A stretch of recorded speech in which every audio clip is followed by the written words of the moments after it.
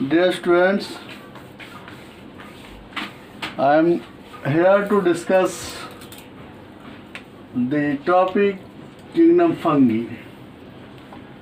It is concerned with your 11th chapter number 2 of biology. यहाँ हम लोग fungi के बारे में पढ़ेंगे। ये चैप्टर 2 11th क्लास से बिलोंग करता है, बायोलॉजिकल क्लासिफिकेशन से। तो इसमें क्या है ना कि ए क्लोरोफाइलस, क्लोरोफाइलस कहने का मतलब है इसमें क्लोरोफिल एब्सेंट होगा, ठीक है।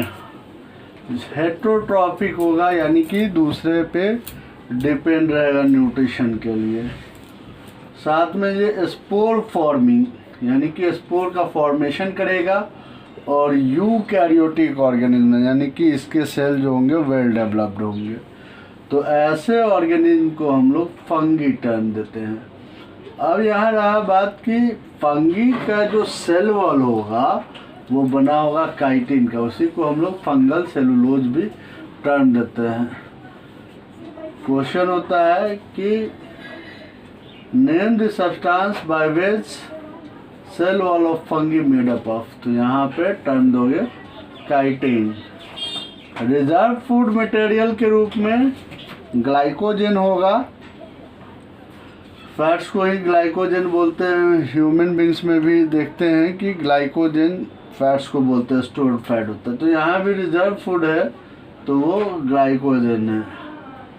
अब यहाँ मोड ऑफ न्यूट्रिशन में हेटेरोट्रॉपिक, तो यहाँ बात की है हेटेरोट्रॉपिक का कौन कौन न्यूट्रिशन हो सकता है। तो सैप्रोफाइटिक यानी कि dead and decaying organic matter से ये न्यूट्रिशन ऑब्टेन करेगा। पैरासाइटिक यानी कि किसी भी लिविंग होस्ट पे डिपेंड रहेगा, उसको हार्म करेगा। या फिर सिम्बायोटिक, सिम्बायोटिक कहने का मतलब है कि म्यूचुअलिज्म होगा, यानी कि किसी दूसरे स्पीसीज के साथ अगर ये एसोसिएट करेगा तो दोनों एक दूसरे को जो है बेनिफिट पहुंचाएगा, तो वो सिम्बायोटिक रिलेशनशिप। अब ये बात है कि रिप्रोडक्शन जो ये करेगा, तो ये तो देखो पहले हम लोग जो पढ़ते थे वेजिटेटिव को एसेक्सुअल में ही पढ़ते थे, यानी कि एसेक्सुअल और सेक्सुअल दो भाग में बांटते थे। लेकिन अब जो अपर क्लास में गए हैं तो वेजिटेटिव को अलग कर दिया गया है, एसेक्सुअल अलग और सेक्सुअल अलग। तो वेजिटेटिव रिप्रोडक्शन के अंतर्गत फ्रेगमेंटेशन के थ्रू, फ्यूजन के थ्रू, फ्रेगमेंटेशन में पार्ट बाय पार्ट छोटे छोटे टुकड़े में कन्वर्ट होगा, और हर इंडिविजुअल जो है ना, हर पार्ट जो है वो नए इंडिविजुअल में ग्रो अप करेगा। फ्यूजन जानते ही हो, दो भाग में बटेगा या मोर देन 2 पार्ट में बटेगा। बर्डिंग के थ्रू, बर्ड के थ्रू यानी आउटग्रोथ के थ्रू रिप्रोडक्शन होगा।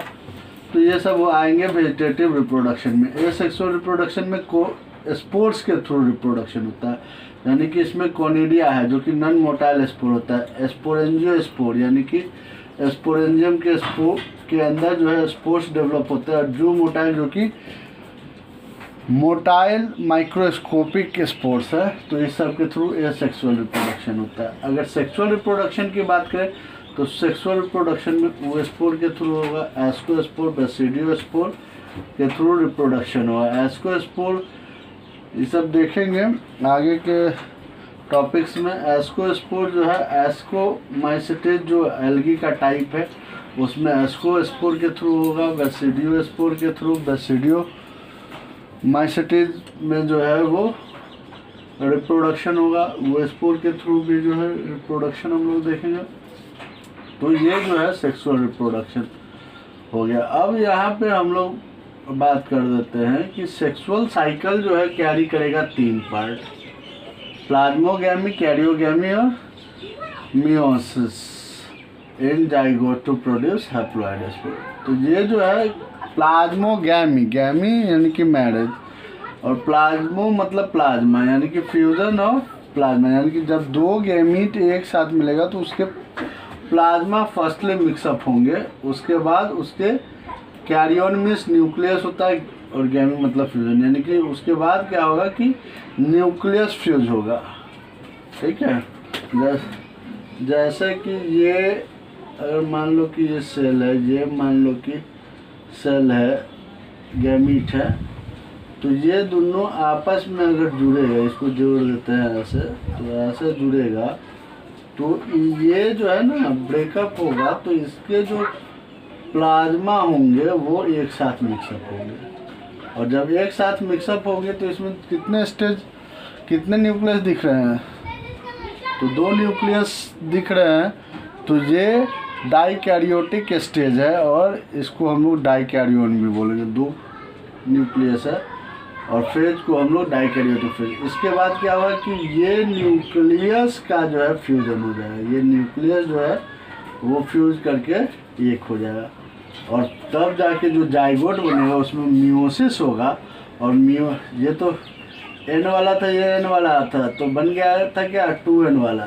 तो ये फंगी का जो बॉडी होता है, स्पोर्स जो होते हैं वो हैप्लॉइड होते हैं। तो 2n वाला बना, तो 2n में मियोसिस होगा तो n वाले बनेंगे ऑर्गेनिज्म।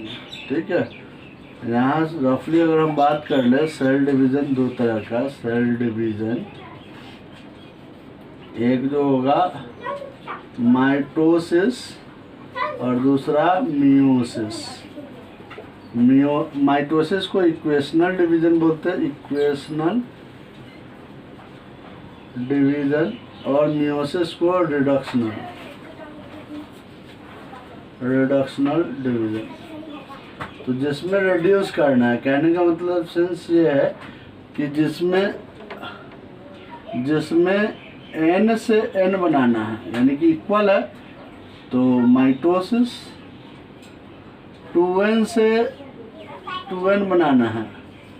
तो माइटोसिस दोनों तरफ अगर इक्वल रखना है क्रोमोसोम का नंबर तो माइटोसिस, और अगर रिड्यूस कर देना 2n से n वाला बनाना होगा तो वहाँ पे मियोसिस डिवीज़न होगा। तो ये जो है ना सेल चैप्टर में हम लोग पढ़ेंगे। आज के लिए इतना ही।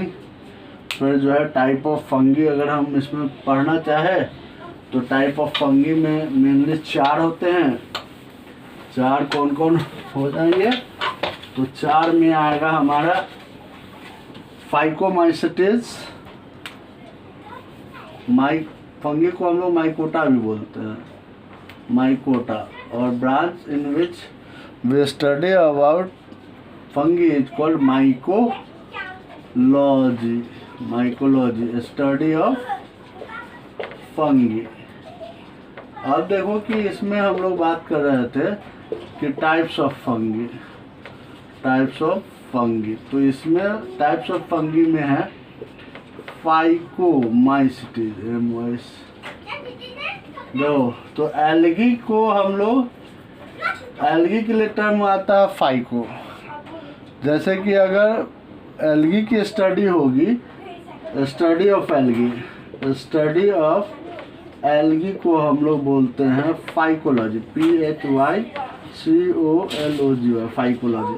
तो फाइकोमाइसिटिस है तो एल्गल फंगी, और अलगल फंगी ये पहला हो गया फाइकोमाइसिटिस, इसको कि अलगल फंगी। दूसरा हो गया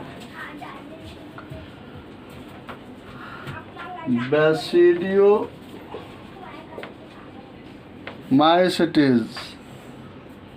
तो बैसिडियोमाइसिटिस को हम लोग क्लब फंगी बोलते हैं। फिर है डिट्रोमाइसिटिस, इसको फंगी इम्परफेक्टी बोलते हैं, फंगी इम्परफेक्टी। और चौथा जो है एक है जिसको कि हम लोग क्या बोलते हैं,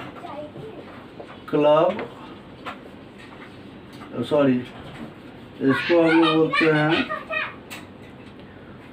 सैक फंगी। तो फाइकोमाइसिटिस, एस्कोमाइसिटिस इसमें आएगा, एस्कोमाइसिटिस को बोलते हैं। तो ये जो है वो टाइप्स है एल्गी के। तो इसके बारे में जो है डिटेल हम लोग नेक्स्ट क्लास में पढ़ेंगे। आज के लिए इतना ही।